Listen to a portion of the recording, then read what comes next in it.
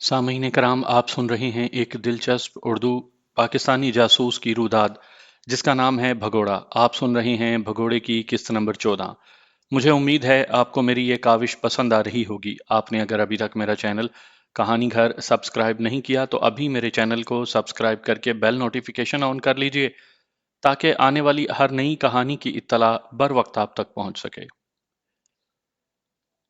कोबरे का भी मेरी ठोकरों से बचने का बिल्कुल यही अंदाज था। मैंने उसे गुस्सा दिलाया और इस मर्तबा मैं उसके चेहरे पर गैज़ो गज़ब के तासुरात देखने में कामयाब हो गया था। वो अचानक मेरी जानिब दौड़ा। मैंने सोचा शायद गुस्से की शिद्दत में वो अपने हवास खो बैठा है और अभी मुझसे गुत्थम गुत्था होना चाहता है, मगर मुझसे 2 कदम दूर उसने यकदम छलांग लगाई और उसके सर की शदीद टक्कर मेरी पसलियों पर लगी। मैं उछलकर पुश्त के बल नीचे जा गिरा। मुझे अपना सांस रुकता हुआ महसूस हुआ, मगर इस जगह लेटे रहने का मतलब अपनी मौत था। मैं जल्दी से करवटें बदलकर उस जगह से दूर हटा, लेकिन ये मेरी भूल थी कि मैं उसकी रेंज से बाहर हो गया था। खड़े होते ही उसकी किक ने एक मर्तबा फिर मुझे जमीन चाटने पर मजबूर कर दिया था। इसके साथ ही मुझे अपने मुंह में खून का नमकीन जायका महसूस हुआ। मेरे संभलते संभलते भी वो मुझे 3-4 ठोकरें रसीद करने में कामयाब हो गया था। मैंने हाथ बढ़ाकर उसकी मुसलसल ठोकरें बरसाते पाँव को पकड़कर घसीट लिया। वो धड़ाम से मेरे ऊपर गिरा, मगर अगले ही लम्हे मैंने उसे दोनों पाँव पर रखकर रस्सों की जानिब उछाल दिया। उसके रस्सों से टकरा कर वापस आने तक मैंने फर्श से उठकर उसकी जानिब छलांग लगा दी थी, और इससे पहले कि वो अपना दिफा कर पाता, मेरे सर की टक्कर उसकी पसलियों में लगी और वो दोबारा रस्सों पर जा पड़ा। मगर इस मर्तबा अपने दोनों बाजू रस्सों में अड़ाकर उसने अपने आप को वापस आने से रोका। उसके होंठों पर मौजूद तमस्खराना मुस्कुराहट और चेहरे पर मौजूद हिकारत के तासुरात की जगह एक ठोस संजीदगी ने ले ली थी। अगर तुम मुखालिफ खिलाड़ी को अपनी अहमियत जितलाने में कामयाब हो जाते हो तो ये तुम्हारी आधी फतह है। अब वो तुमसे मरूब होकर लड़ेगा और आज़ादी से हमला करने की जुर्रत नहीं करेगा। मेरे जहन में अपने कोच सूबेदार मुराद की आवाज़ गूंजी। शीशनाग रस्सों से हाथ निकालकर पैंतरे बदलता हुआ मेरी जानिब बढ़ा। मुझसे 2 कदम दूर रुककर उसने उछलकर मुझ पर छलांग लगाई। इधर से यही हरकत मुझसे भी सरजद हो चुकी थी। हम दोनों हवा में एक दूसरे से टकराए और नीचे गिरते ही वहशियों की तरह एक दूसरे पर पल पड़े। दोनों की कोशिश थी कि मुखालिफ की ईंट के जवाब में पत्थर फेंके। लड़ते लड़ते हम दोनों का सांस चढ़ गया था। जिस्म के मुख्तलिफ हिस्सों से खून बह रहा था, मगर हम में से कोई शिकस्त मानने को तैयार नहीं था। मुझे यूं महसूस हो रहा था जैसे हमारी लड़ाई बरसों से जारी है। मेरी तरह शीशनाग का स्टेमिना भी बला का था कि मुझे उसकी हरकत में सुस्ती नजर नहीं आई थी। तमाशाई शुरू शुरू में हम दोनों को हर अच्छे वार पर दाद देते रहे, लेकिन लड़ाई में जूं जूं शिद्दत आती गई, तमाशाइयों में भी खामोशी छाती गई। मेरी कोशिश थी कि किसी तरह से शीशनाग की गर्दन मेरे बाएं बाजू की गिरफ्त में आ जाए, मगर शुरू से ही शीशनाग ने मेरी ये कोशिश नाकाम बनाए रखी थी। अभी इस बात से मैं नावाकिफ था कि आया वो मेरे इस दाव से वाकिफ है भी या नहीं।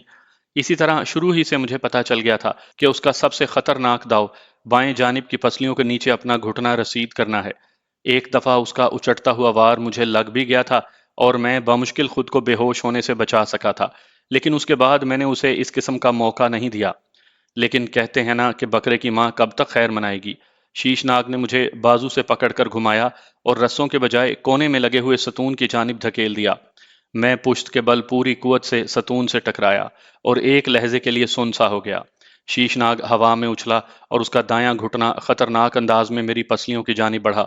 अगर वो अपने इस वार में कामयाब हो जाता तो ये फाइट जीत चुका था, मगर मैंने अपने कोच मुराद साहब की हिदायत के मुताबिक कि आखिर तक हार ना मानूं, हरकत में बरकत है।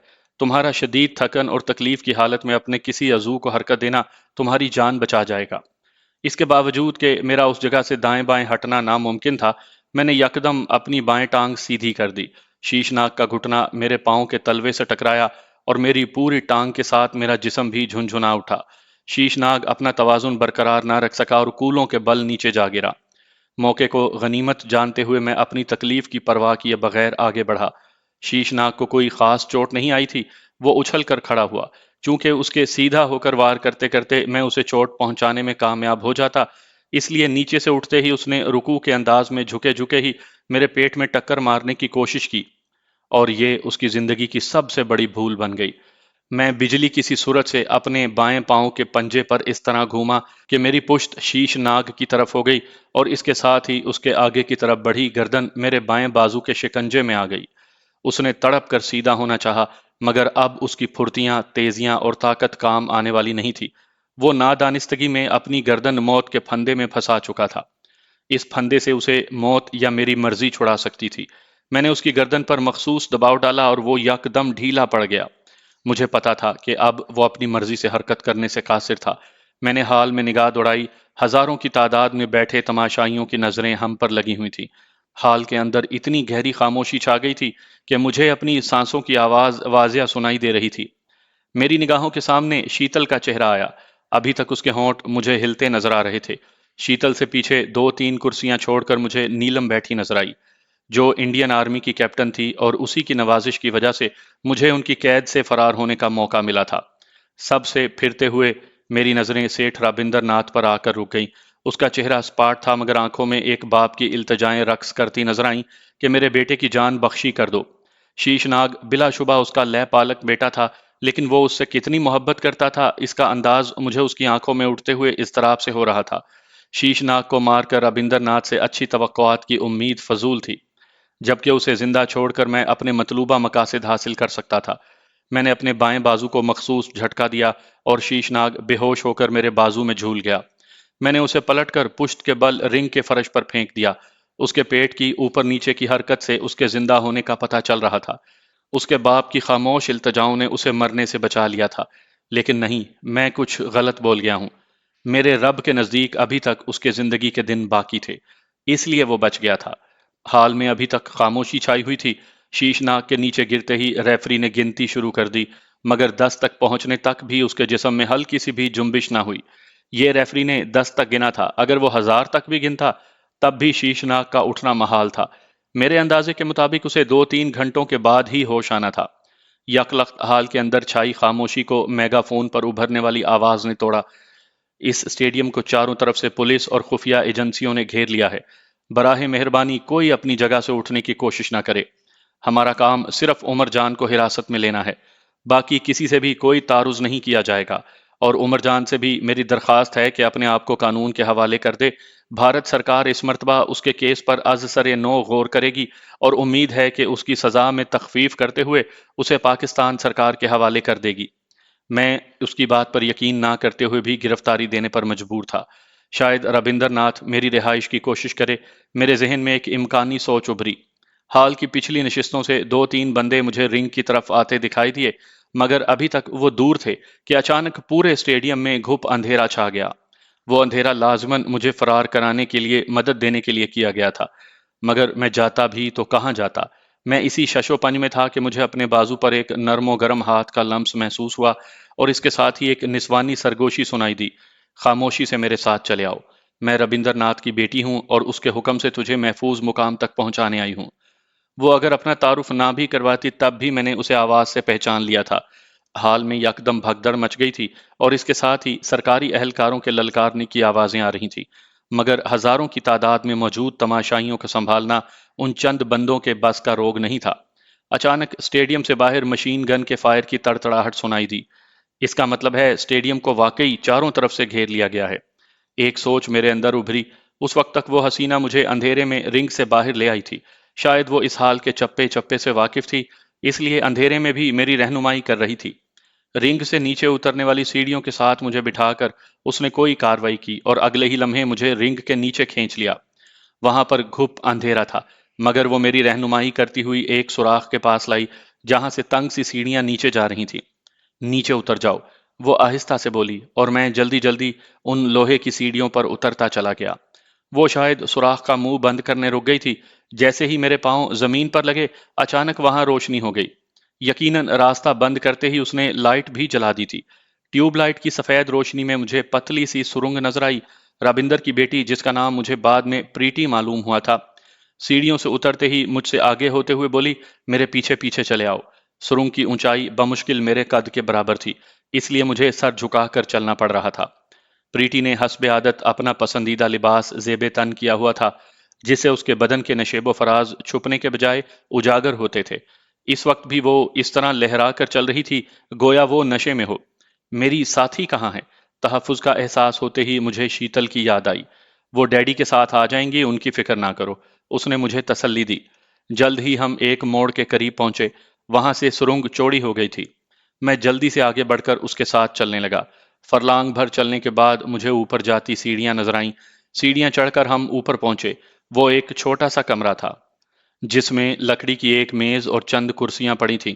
اس کمرے سے نکلتے ہی میں نے اپنے آپ کو ایک کوٹھی میں پایا۔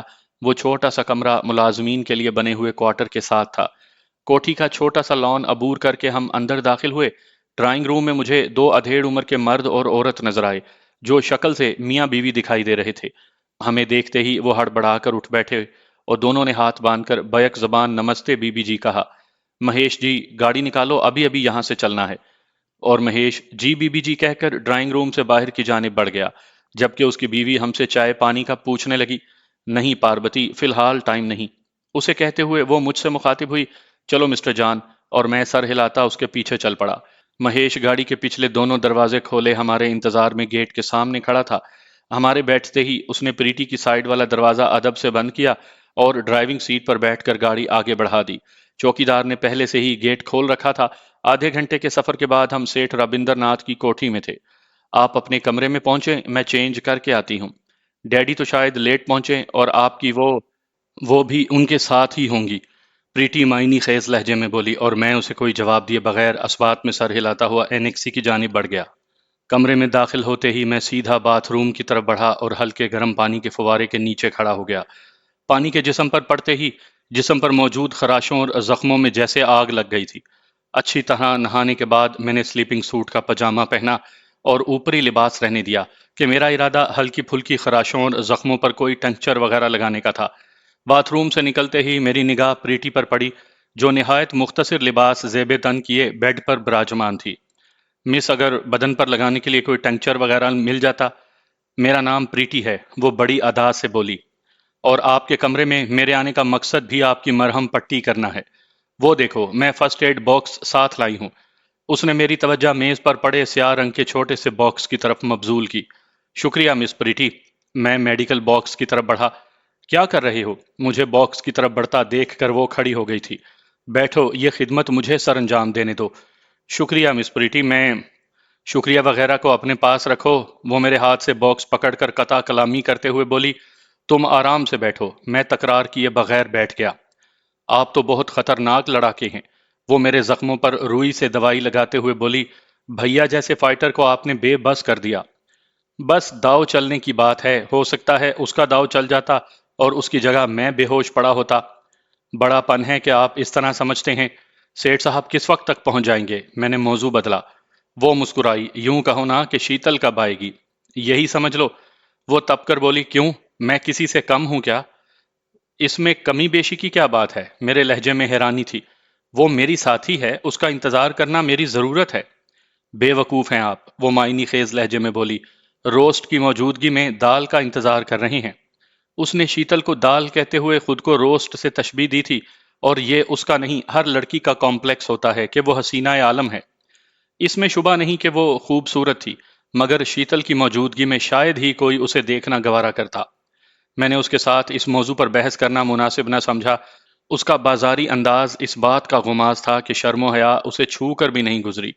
ویسے بھی وہ سیٹھ رابندر ناتھ کی لے پالک بیٹی تھی، اور اس کے ساتھ خواہ کی دشمنی مول لینا آبیل مجھے مار والی بات ہوتی۔ میرا ذہن اس سے پیچھا چھڑانے کی ترکیب میں سرگرداں ہو گیا، کیونکہ اس کے انداز ہی سے ظاہر ہو رہا تھا کہ وہ اپنے حسن کے جلوے دکھائے بغیر نہیں جائے گی۔ میں اسی ادھیڑ بن میں مصروف تھا کہ اچانک گیٹ کی طرف سے ہارن کی آواز آئی۔ او، شاید ڈیڈی واپس آ گئے ہیں، مگر اتنی جلدی؟ اس کے لہجے میں حیرانی تھی۔ میں نے بھی دل ہی دل میں اس سے جان چھوٹنے پر رب تعالیٰ کا شکر ادا کیا۔ کیوں، ادھر کیا کام تھا ان کو؟ میں پوچھے بغیر نہ رہ سکا۔ ادھر کئی کام ہیں، بھیا کو ہسپتال پہنچانا اور اسٹیڈیم میں آپ کے فرار ہونے کے بعد کی افراتفری کا سد باب کرنا، اس طرح پولیس اور راہ وغیرہ کے سامنے اپنا دامن صاف رکھنا تاکہ وہ آپ کے فرار میں ڈیڈی کا ہاتھ نہ سمجھیں۔ یہ الفاظ اس کے منہ میں تھے کہ کمرے کا دروازہ ایک جھٹکے سے کھلا اور شیتل تیر کی طرح اندر آئی، مگر پریٹی کو دیکھتے ہی ٹھٹک کر رک گئی۔ میں نے زیر لب شکر ادا کیا کہ اس کے اندر داخل ہوتے وقت प्रीति फर्स्ट एड बॉक्स में दवाएं वापस डालकर बॉक्स बंद कर रही थी। अच्छा, मैं चलती हूँ मिस्टर जॉन। प्रीति ने बॉक्स को टेबल पर छोड़ा और हाथ हिलाते हुए कमरे से निकल गई। उसने एक सरसरी नजर भी शीतल पर डालने की जरूरत महसूस नहीं की थी, जो उसे कड़ी नजरों से घूरे जा रही थी। ये डाइन यहाँ क्यों आई थी? उसके निकलते ही शीतल ने फाड़ खाने वाले लहजे में पूछा। और ये तुम किस हालत में बैठे हो? उसका घर है भाई, मैं मुस्कुराया। जहां दिल चाहेगा जाएगी। और मैं गलती से अपने जख्मों पर टंक्चर लगवा रहा था, जो कमीज पहनकर लगाना मुमकिन नहीं था। थोड़ी देर सब्र नहीं हो सकता था तुमसे? मैं आ जाती तो मरहम पट्टी कर देती। तुम कोई डॉक्टर हो? नहीं, डॉक्टर तो खैर तुम हो। वो मेरे पास बैठ गई। मैं तो तुम्हारी मरीज हूं। उसके अंदाज पर मैं बेसाख्ता मुस्कुरा पड़ा। जख्मों में तकलीफ तो हो रही होगी, है ना?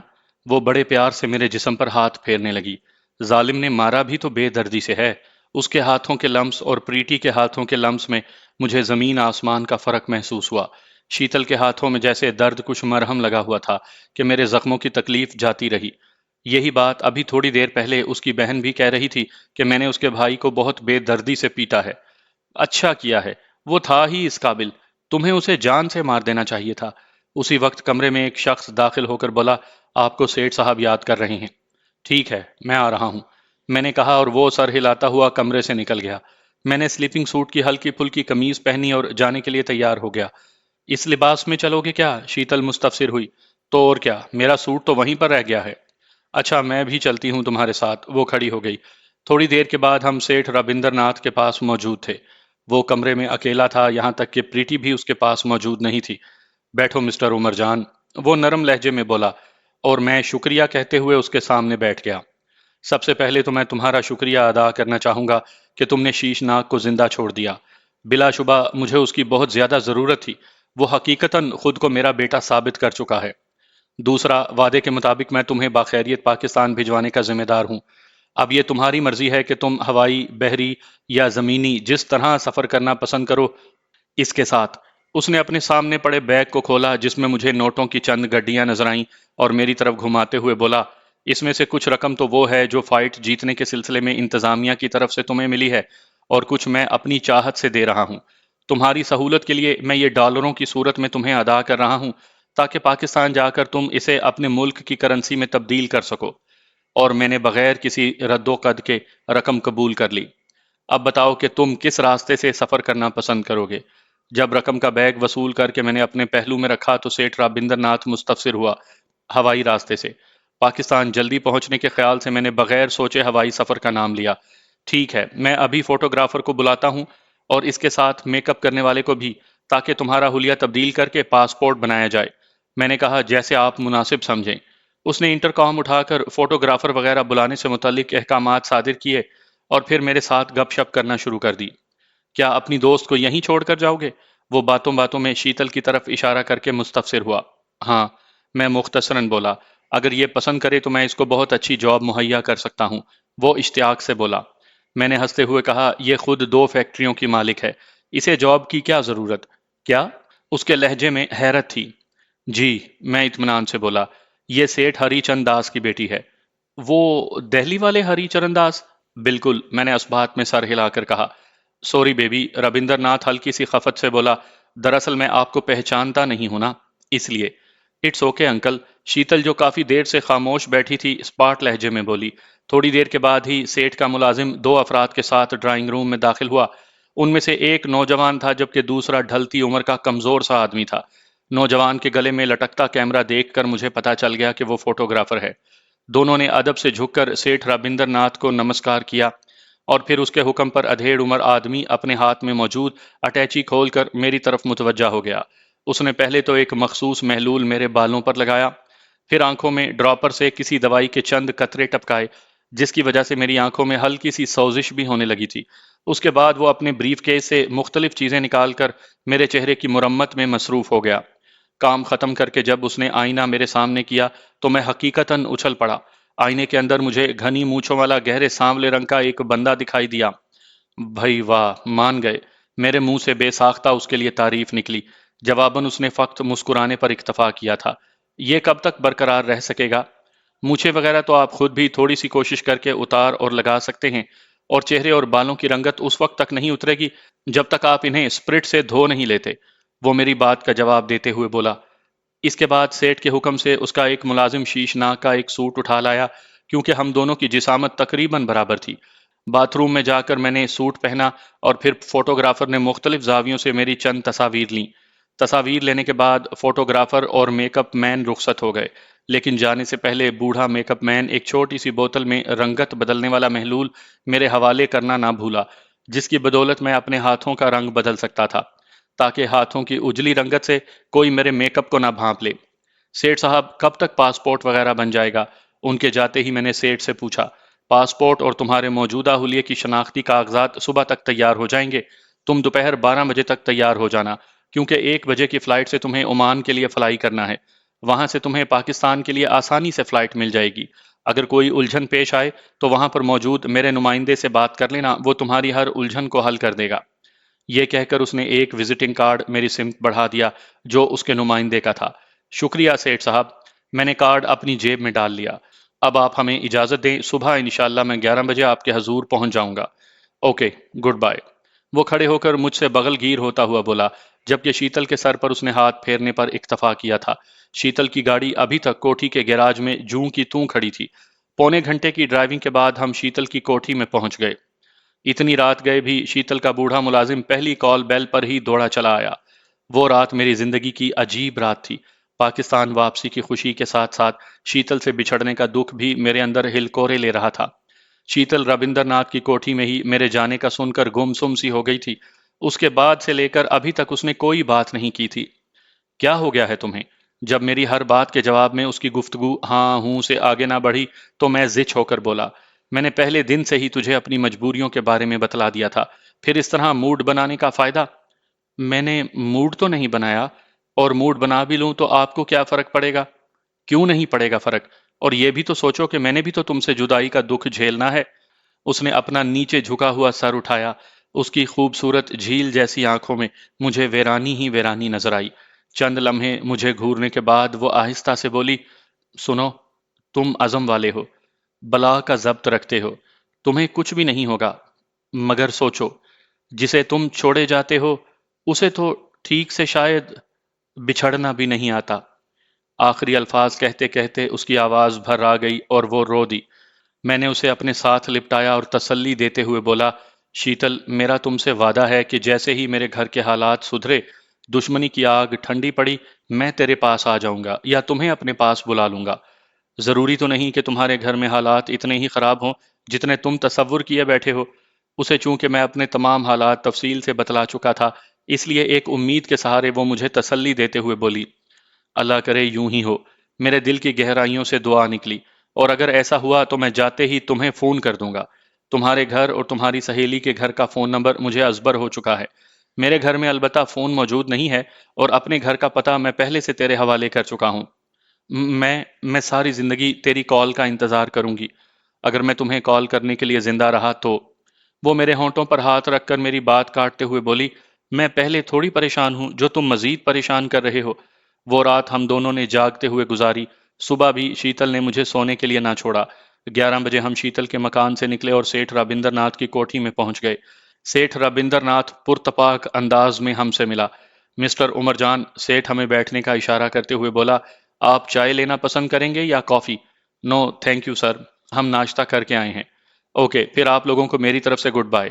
اب ایئرپورٹ تک آپ کے ساتھ مسٹر جوگندر جائے گا۔ اس نے ڈرائنگ روم میں موجود ایک پختہ عمر کے آدمی کی طرف اشارہ کر کے کہا، اسی کے پاس آپ کے کاغذات بھی ہیں، میرے لائق کوئی اور کام ہو تو بتاؤ۔ بہت بہت دھنیہ واد سیٹھ صاحب، میں نے اس سے الوداعی معانقہ کرتے ہوئے کہا، آپ کا یہ احسان میں زندگی بھر یاد رکھوں گا۔ جوگندر کے پاس اپنی گاڑی تھی، جبکہ میں اور شیتل وہاں سے شیتل کی کار میں روانہ ہوئے۔ 12:30 کے قریب ہم ایئرپورٹ میں داخل ہوئے، اور ٹھیک 1 بجے میرا جہاز عمان کے لیے فلائی کر گیا۔ لاؤنج میں کمال ضبط کا مظاہرہ کرتے ہوئے شیتل نے مجھے الوداع کہا تھا، اور جب تک میں اسے نظر آتا رہا وہ ہاتھ ہلاتی رہی۔ اس سے بچھڑتے وقت میرا دل بھی عجیب قسم کی اداسی سے بھر گیا تھا۔ وہ واقعی ایک عجیب و غریب لڑکی ثابت ہوئی تھی۔ میں جہاز کی سیٹ سے ٹیک لگا کر اس کے ساتھ گزارے دنوں کی یادوں میں کھو گیا۔ نامعلوم زندگی دوبارہ اس سے ملاقات کا موقع دیتی بھی کہ نہیں۔ بہرحال یہ بات یقینی تھی کہ اس نے ہمیشہ میری یادوں میں زندہ رہنا تھا، وہ کسی بھی لحاظ سے بھلانے کے قابل نہیں تھی۔ عمان پہنچ کر امیگریشن کے عملے کو کاغذات چیک کروانے تک میرے دل میں یہ خوف جاگزیں رہا کہ کہیں وہ میرے نقلی کاغذات کو پہچان نہ لیں، لیکن اللہ کے فضل سے عملے نے میرے کاغذات بڑی آسانی سے اوکے کر دیے۔ سیٹھ رابندر ناتھ نے واقعی لاجواب قسم کے کاغذات تیار کروائے تھے، اور ان میں کوئی ایسی سکم نہیں رہنے دی تھی جس کی وجہ سے میں مشکل میں پھنستا۔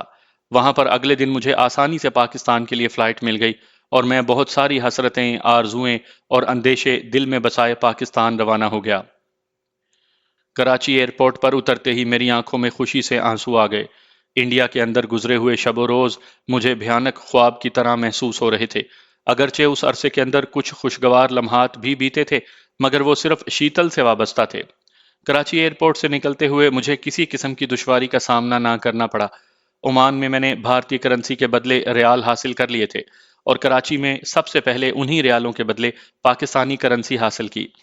ایک دکان سے اسپرٹ خرید کر میں حمام میں جا گھسا تاکہ اپنا حلیہ تبدیل کر سکوں۔ رش کی وجہ سے کوئی بھی میرے بدلے ہوئے حلیے کی جانب متوجہ نہ ہو سکا تھا۔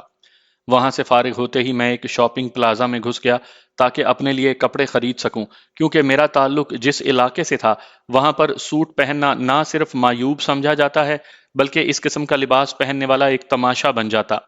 ماضی قریب تک تو ہمارے علاقے میں ننگے سر پھرنا بھی ایک جرم گردانا جاتا تھا۔ آج کل البتہ اکا دکا نوجوان بغیر پگڑی اور ٹوپی کے نظر آ جاتے تھے، مگر ان کو بھی بڑے بوڑھے نہایت حقارت کی نظر سے دیکھتے ہیں اور لگے ہاتھوں نصیحتیں کرنے سے نہیں چوکتے۔ اپنے لیے 2 ریڈی میڈ شلوار قمیض سوٹ لینے کے ساتھ ساتھ میں نے سعدیہ اور عدنان کے لیے بھی کئی سوٹ لے لیے۔ شاپنگ پلازا کے اندر ہی کپڑے بدل کر میں باہر نکلا اور ٹیکسی پکڑ کر بس اڈے کی طرف روانہ ہو گیا۔ کراچی کے راستے میرے لیے بالکل انجان تھے، کیونکہ اس سے پہلے میں نے کبھی کراچی نہیں دیکھا تھا، لیکن اس اجنبیت میں بھی ایک اپنا پن تھا۔ تحفظ کا احساس اور پاکستان کا شہری ہونے کی فخر کی وجہ سے میرا ذہن ہر قسم کے ڈر اور خوف سے آزاد تھا۔ ٹیکسی ڈرائیور کا تعلق صوبہ پنجاب کے مشہور شہر فیصل آباد سے تھا۔ غلام حسین نام کا یہ ڈرائیور کافی باتونی تھا۔ اس کے فیصل آبادی لہجے کی پنجابی سے میں محظوظ ہوئے بنا نہ رہ سکا۔ یہ شاید چند ہفتے پردیس کی ٹھوکریں کھانے کا نتیجہ تھا کہ کراچی کی ہر چیز بھلی بھلی سی لگ رہی تھی۔ بس اڈے میں جا کر سب سے پہلے میں نے اپنے علاقے میں جانے والی بس کا ٹکٹ خریدا، جس نے میرے علاقے سے گزرتے ہوئے پشاور جانا تھا۔ ٹکٹ پر بس کی روانگی کا ٹائم رات کے 10 بجے لکھا ہوا تھا۔ 10 بجے تک کا وقت میں نے اڈے کے اندر گھوم پھر کر گزارا۔ ایک دفعہ تو جی میں آیا کہ میں اپنے دوست امجد کے گھر کا چکر لگا آؤں، کیونکہ کراچی آ کر بھی اس کے والدین سے ملاقات نہ کرنا بڑی زیادتی کی بات تھی۔ حالانکہ اس کے گھر کا پتہ مجھے زبانی یاد تھا، اور اس کے گھر والوں سے ملاقات نہ ہونے کے باوجود وہ مجھے اور میں ان سے اچھی طرح واقف تھا۔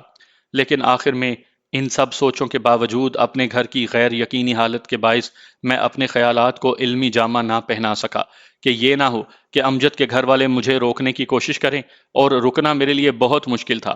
بس کی سیٹیں کافی آرام دہ تھیں، لیکن میں سونے میں کامیاب نہ ہو سکا۔ گھر والوں کی خیریت کے بارے میں اندیشے پاکستان پہنچ کر کم ہونے کے بجائے بڑھ گئے تھے۔ میں خود کو لاکھ تسلیاں دیتا، لیکن چچا فاضل کا لکھا ہوا خط میری آنکھوں کے سامنے سوالیہ نشان بن کر آن کھڑا ہوا تھا، اور اس سوالیہ نشان کے آگے ہلاکت اور تباہی کے علاوہ کچھ نظر نہیں آ رہا تھا۔ چودھری انور گو خالص گنڈا پور نہیں تھا، لیکن گنڈا پوروں کے معاشرے کے اندر ہی اس کی پیدائش ہوئی تھی، اور گنڈا پوروں کی تمام جاہلانہ رسومات اور خون خاری اس میں بدرجہ اتم موجود تھی۔ اس کے برعکس گنڈا پوروں کی اچھی قدریں چودھری خاندان کو ہضم نہ ہو سکی تھیں۔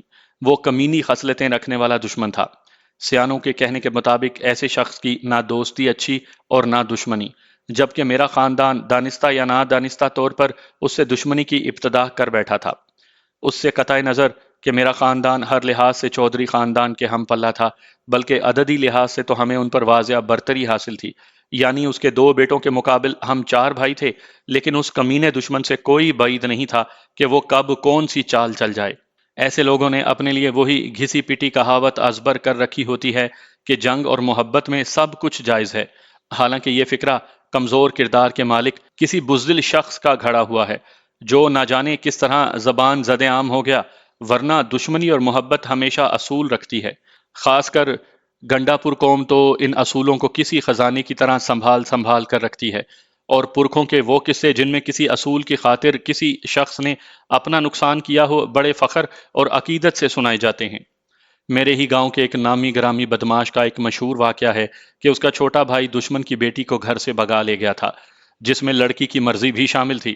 اپنے بھائی کی اس حرکت پر بجائے خوش ہونے کے کہ اس نے دشمن کی عزت کو خاک میں ملا دیا تھا، اس نے اپنی بہن کا ہاتھ پکڑا اور دشمن کے گھر پہنچ کر کہا کہ میرے بھائی سے غلطی ہوئی ہے اور ازالے میں اپنی بہن لے آیا ہوں، تمہارے خاندان میں جس نے اس سے نکاح کرنا ہے کر لے۔ لیکن چودھری پارٹی سے کسی اچھائی کی امید رکھنا آگ سے ٹھنڈک کی بھیک مانگنے کے مترادف تھا۔ وہ صرف ڈنڈے کی زبان سمجھنے والا خاندان تھا، برتر کے لیے لومڑی کی طرح چالاک اور اونٹ کی طرح کینہ رکھنے والا، جبکہ کمزور کے لیے شیر۔ مجھے یقین تھا کہ آمنے سامنے کی لڑائی میں میرے بھائیوں نے چودھری خاندان کو کسی خاطر میں بھی نہیں لانا تھا۔ البتہ وہ دھوکے سے کوئی وار کر جاتے تو دوسری بات تھی، اور اس صورت میں بھی امید واسق یہ تھی کہ اینٹ کا جواب انہیں پتھر سے ہی ملتا۔ لیکن یہ سب کچھ سوچنے کے بعد بھی میرے دل کو قرار نہیں آ رہا تھا، اور میری چھٹی حص کسی نامعلوم حادثے کا سگنل دے رہی تھی۔ یوں لگتا تھا جیسے کوئی انہونی ہو گئی ہو۔ بس فراٹے بھرتی اپنی منزل کی جانب رواں دواں تھی، اور اس سے زیادہ تیزی سے میرے خیالات سوچ کی لہروں پر دوڑ رہے تھے۔ ہم رات کا کھانا کھا کر کراچی سے نکلے تھے، اس لیے رات کو بس بغیر رکے چلتی رہی۔ ڈرائیور نے صبح ناشتے کے لیے آدھے گھنٹے کا سٹاپ کیا۔ تمام لوگ بس سے اتر کر اپنی ضروریات کی تکمیل کے لیے ہوٹل میں پھیل گئے۔ سردیوں کی طویل رات جاگتے ہوئے گزار کر میں سخت بھوک محسوس کر رہا تھا، اس لیے میں نے خوب ڈٹ کر ناشتہ کیا۔ دوبارہ گاڑی کے چلنے کے ساتھ ہی مجھے اونگ آنے لگی، اور تھوڑی دیر کے بعد ہی میں سو گیا۔ نیند کی حالت میں بھی الٹے سیدھے خواب دیکھتا رہا۔ میری آنکھ لوگوں کی باتوں کے شور سے کھلی۔ بس رکی ہوئی تھی اور لوگ اپنی سیٹوں سے اٹھ کر باہر کا رخ کر رہے تھے۔ میں نے گھڑی پر نگاہ دوڑائی، دن کے 10 بج رہے تھے۔ بس کسی ویران سی جگہ پر کھڑی تھی۔ لوگوں سے پوچھنے پر پتا چلا کہ بس میں کوئی خرابی پیدا ہو گئی ہے، اور پھر بس کی خرابی دور ہوتے ہوئے کافی دیر ہو گئی۔ پہلے تو کنڈکٹر لفٹ لے کر قریبی شہر تک پہنچا، اور پھر وہاں سے مکینک کو بمائے اس کے ساز و سامان کے لے آیا۔ لیکن خرابی کوئی پیچیدہ قسم کی تھی کہ مکینک بمشکل چند گھنٹوں میں ٹھیک کر پایا۔ وہاں سے روانہ ہوتے ہوئے سورج غروب ہونے لگا تھا۔ تمام لوگ بھوک سے بے حال تھے۔ صبح ناشتے کے بعد شام تک سردیوں کا دن بغیر کھائے پیے گزارنا بڑا مشکل کام ہے۔ حالانکہ گرمیوں کے مقابلے سردیوں کا دن کافی مختصر ہوتا ہے۔ گھنٹہ بھر سفر کے بعد ہم ایک ہوٹل کے قریب پہنچے۔ یہ کوئی غیر معروف سا ہوٹل تھا۔ بس کے رکتے ہی تمام لوگ بھیڑ بکریوں کی طرح ہوٹل کے برآمدے میں بچھی ہوئی چارپائیوں کی طرف بھاگے۔ اتنے زیادہ گاہکوں کو دیکھ کر ایک لمحے کے لیے تو ہوٹل کا مالک بوکھلا گیا تھا۔ اس کے پاس موجود 2 کم عمر لڑکے جو ویٹر کی ڈیوٹی سر انجام دے رہے تھے، بھاگ بھاگ کر سواریوں کو کھانا سرو کرنے لگے۔ مینیو میں صرف سبزی دال تھی، لیکن اس بھوک میں وہ ترکاری بھی چکن کڑاہی سے زیادہ لذیذ محسوس ہوئی۔ کھانے اور چائے میں ہمارا مزید 1 گھنٹہ ضائع ہوا، لیکن اس کے بعد گاڑی صبح تک بغیر رکے چلتی رہی۔ میں اپنے شہر میں دن کے 10 بجے پہنچا۔ سب سے پہلے بینک میں جا کر میں نے اپنے پاس موجود رقم اکاؤنٹ میں جمع کروائی، اور پھر بس اڈے جا کر اپنے گاؤں کی طرف جانے والی بس میں بیٹھ گیا۔ جتنی دیر بس رکی رہی، میری نظریں بس کے اندر کسی شناسا چہرے کی تلاش میں سرگرداں رہیں، مگر مجھے ایسا کوئی شخص نظر نہ آیا جس سے میں گھر یا گاؤں کی خیریت پوچھ سکتا۔ 1 گھنٹے کے مختصر سفر کے بعد میں پہلوان ہوٹل کے قریب جا اترا۔ میرا گاؤں اس جگہ سے چند کلومیٹر دور تھا۔ میں نے تانگے وغیرہ کا انتظار کرنے کے بجائے پیدل سفر کو ترجیح دی تھی۔ سفری بیگ کو کندھے سے لٹکا کر میں جانے پہچانے راستے پر گامزن ہو گیا۔ مجھے پتا تھا کہ پہلوان ہوٹل پر میرے گاؤں کے کافی فارغ البال اور لوفر لفنگے بیٹھے ہوں گے، مگر میں اپنے گھر والوں سے ملنے کے لیے اتنا بے چین تھا کہ وہاں پر رک کر گھر کی خیر خیریت کے بارے میں پوچھنا مجھے وقت کا ضیاع لگا۔ میری آنکھوں کے سامنے تمام گھر والوں کے ہنستے مسکراتے چہرے فلم کی طرح چل رہے تھے، اور 15-20 منٹ کے سفر کے بعد میں نے ان کے بیچ میں ہونا تھا۔ میرے دل میں رہ رہ کر یہ سوچ بھی ابھر رہی تھی کہ کہیں میرے بھائیوں میں سے کوئی قتل نہ ہو چکا ہو، یا اس کے برعکس مخالفین میں سے کسی کو مار کر حوالات میں بند نہ ہو گیا ہو۔ اور اس طرح کے کسی بھی حادثے کی صورت میں امی نے تو رو رو کر اپنے آپ کو ہلکان کر لینا تھا، کیونکہ ابو جان جتنے حوصلے والے تھے، امی جان اتنی ہی نرم دل اور چھوٹے چھوٹے حادثوں سے گھبرا جانے والی تھی۔ بہرحال میں ذہنی طور پر ہر قسم کی انہونی کے لیے اپنے آپ کو تیار کرتا آ رہا تھا۔ میں جیسے ہی اپنی گلی میں مڑا، میری کیفیات عجیب سی ہو گئیں۔ مجھے یوں لگ رہا تھا جیسے میں صدیوں گھر والوں سے بچھڑا رہا ہوں۔ نامعلوم احساس کے زیر اثر میں سر جھکائے تیزی سے آگے بڑھتا جا رہا تھا۔ شاید میں اسی طرح لاشعوری طور پر گلی کی طوالت کو کم کرنا چاہ رہا تھا، اور پھر میرے قدم ٹھیک میرے گھر کے بڑے دروازے کے سامنے جا کر رک گئے۔ گھر کا بیرونی دروازہ لکڑی کا تھا اور اس پر سفید پینٹ کیا گیا تھا۔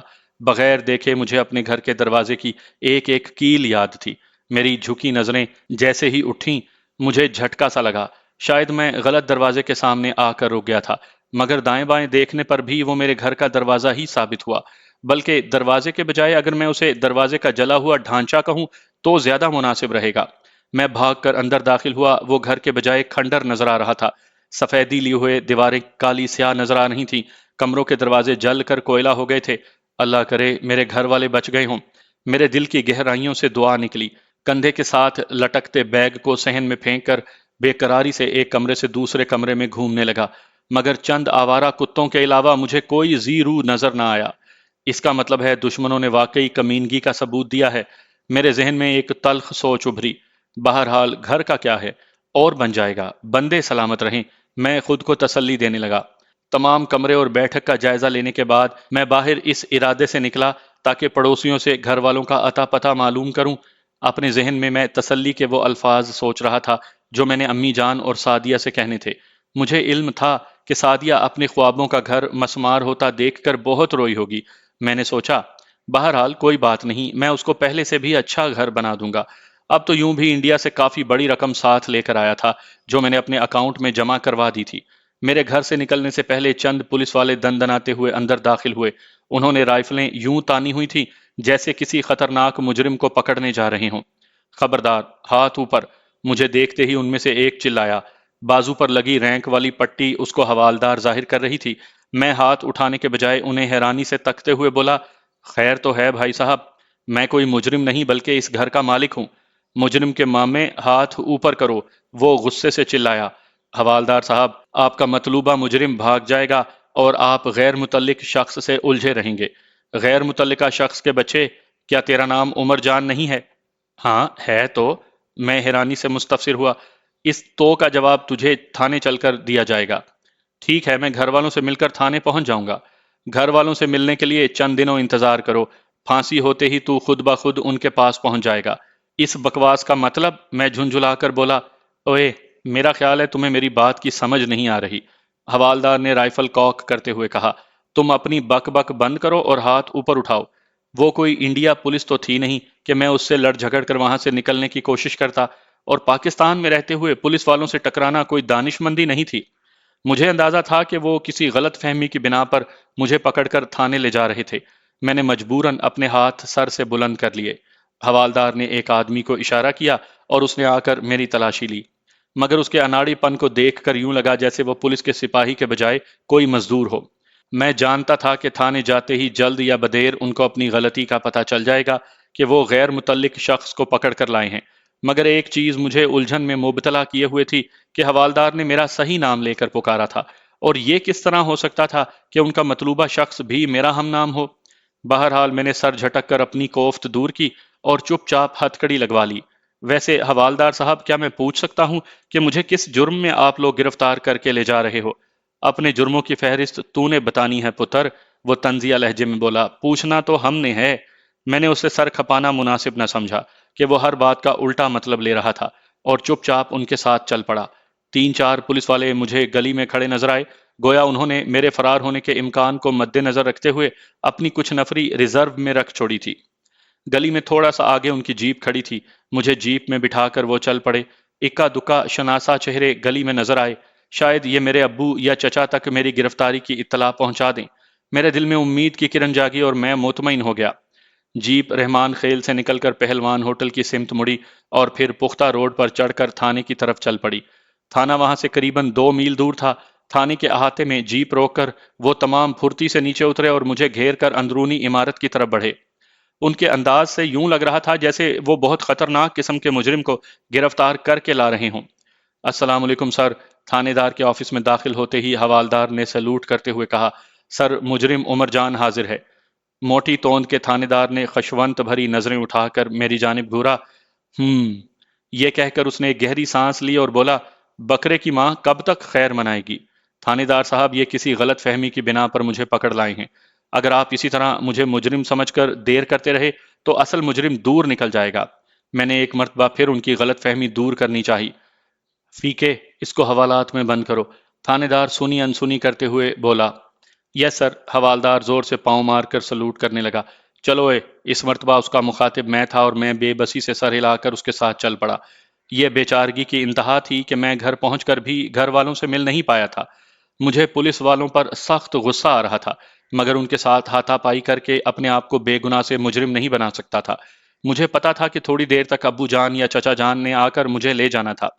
ایک ہلکا سا خوف البتہ میرے ذہن میں فوج سے بھگوڑا ہونے کے متعلق تھا کہ کہیں اس کو بنیاد بنا کر پولیس والے مجھے حوالات میں بند نہ رکھیں یا واپس میری یونٹ بھجوا دیں، کیونکہ بھگوڑا ہونے کے بعد لا محالہ میری یونٹ نے متعلقہ تھانے کو مطلع کیا ہوگا، اور میں اس وقت بدقسمتی سے اپنے متعلقہ تھانے کے حوالات میں ہی بند تھا۔ پولیس والے مجھے حوالات میں بند کر کے چلے گئے اور میں پریشانی کے عالم میں حوالات کے اندر چکر کاٹنے لگا۔ مجھے بے چینی سے ابو جان یا چچا جان کی آمد کا انتظار تھا، مگر کافی دیر گزر جانے کے بعد بھی میری امید بر نہ آئی۔ شاید ان تک اطلاع نہ پہنچی ہو، میں نے فکر مندی سے سوچا۔ لیکن یہ کیسے ہو سکتا ہے؟ ایک مثبت سوچ میرے دماغ میں ابھری۔ اتنے شناساؤں نے مجھے پولیس والوں کے ساتھ تھانے کی طرف آتے دیکھا ہے، کسی نہ کسی کو تو یہ اطلاع میرے گھر والوں تک پہنچا دینی چاہیے تھی۔ انہی سوچوں میں گھرا اضطراب سے میں ٹہل رہا تھا کہ اچانک حوالات کے دروازے پر آہٹ ہوئی۔